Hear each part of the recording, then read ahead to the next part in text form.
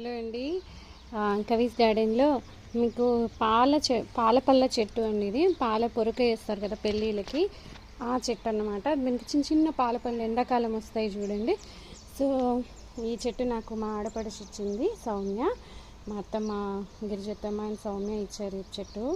So చిన్నగా ఉండే తెచ్చుకున్నప్పుడు, ఇదిగోండి ఈ సంవత్సరం నేను కాస్తుంది అని అనుకుంటున్నా. సో మనకి టబ్బులో పాల పండ్లు వస్తాయా లేదా అనేది నాకు ఒక పెద్ద డౌట్. భూమిలో పెట్టాల్సింది యాక్చువల్లీ. సరే వాళ్ళు కుండీతో పాటు ఇచ్చారు, నేను ఇంకా ఆ కుండీనే అలా ఉంచేశాను. కొంచెం కుండీ మార్చినట్టున్నానేమో కానీ.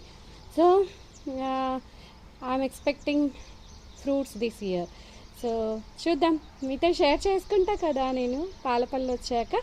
చూడండి ఈ మొక్క ఎంత గమ్మత్తుగా ఉంది, ప్రతి చిగురు రావడం. ఇదిగో చూడండి ఇలా అన్ని చెట్లలాగా కాకుండా కొంచెం డిఫరెంట్గా ఉంది ఈ మొక్క.